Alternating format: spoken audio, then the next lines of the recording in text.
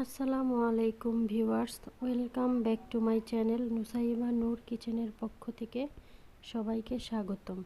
তো বন্ধুরা, তোমাদের জন্য আজকের রেসিপি হচ্ছে সিম দিয়ে আলু দিয়ে একটি ভাজি।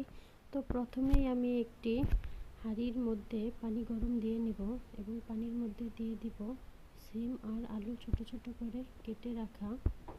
এখন আমি এর মধ্যে দিয়ে দিব কিছুটা পরিমাণে লবণ অ্যাড করে দিব। তো অবশ্যই সিমটা তোমরা বিচিওয়ালা বা দানাযুক্ত সিম নেওয়ার ট্রাই করবে। দানাযুক্ত সিমটা দিয়ে এই ভাজিটা খেতে ভীষণ সুস্বাদু। এরপরে আমি সিম আর আলুটা ভালোভাবে সিদ্ধ করে নেব। তো দেখতেই পাচ্ছ সিদ্ধ হওয়ার পরে দেখতে কতটা সুন্দর হয়েছে। তো তোমরাও সেমভাবে সিদ্ধ করে নেবে। এখন আমি একটি ডাল ঘুটনির সাহায্যে এই সিমটা আর আলুটা আমি নরম করে নিয়েছি। তো এখন আমি চুলার উপর একটি প্যান দিয়ে নিব। প্যানের মধ্যে কিছুটা তেল গরম করে নিব এবং তেলের মধ্যে দিয়ে দিব পেঁয়াজ কুচি, কাঁচামরিচ কুচি। এগুলো ভালোভাবে ভেজে নিব। তো পেঁয়াজ কাঁচামরিচ ভালোভাবে ভাজা হয়ে গেলে এখন আমি এর মধ্যে অ্যাড করে দিব টমেটো কুচি। এই টমেটো কুচিটা তোমরা চাইলে অ্যাড করতে পারো বা স্কিপ করতে পারো, সেটা সম্পূর্ণ তোমাদের ব্যাপার।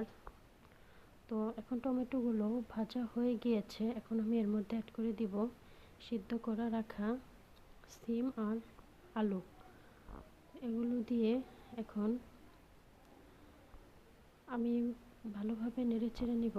আর তোমাদের কাছে আমার একটাই অনুরোধ, সম্পূর্ণ ভিডিওটি না টেনে দেখার জন্য। ভিডিওটি যদি ভালো লেগে থাকে অবশ্যই আমার চ্যানেলটি সাবস্ক্রাইব করে দিবে। আর যারা ইতিমধ্যে আমার চ্যানেলটি সাবস্ক্রাইব করে দিয়েছো তাদের জন্য অসংখ্য ধন্যবাদ। তো এ পর্যায়ে আমি অ্যাড করে দিব কিছুটা পরিমাণে হলুদ গুঁড়ো। তো তোমরা চাইলে এই ভাজিটার মধ্যে হলুদ অ্যাড করতে পারো, আবার চাইলে নাও করতে পারো। তো আমি অল্প পরিমাণে হলুদ অ্যাড করে দিয়েছি, এতে কালারটা সুন্দর হয় দেখতে, সেই জন্য। তো দেখতেই পাচ্ছ এখন আমি ভালোভাবে নেড়ে চেড়ে নিব। হলুদ আর হালকা পরিমাণ লবণও অ্যাড করে দিয়েছি, কারণ সিদ্ধ করার সময় কিছুটা লবণ দিয়েছি। এ পর্যায়ে আমি দিয়ে দেব ধনেপাতা কুচি। তো ধনেপাতা কুচিটা অবশ্যই অ্যাড করতে হবে, কারণ ধনেপাতা কুচিটা দিলেই এই ভাজিটার স্বাদ কয়েক গুণ বেড়ে যায়। আর ধনেপাতা কুচিটা স্কিপ করা যাবে না। তো দেখতেই পাচ্ছ আমার ভাজিটার ফাইনাল লুক, খেতেও ভীষণ সুস্বাদু।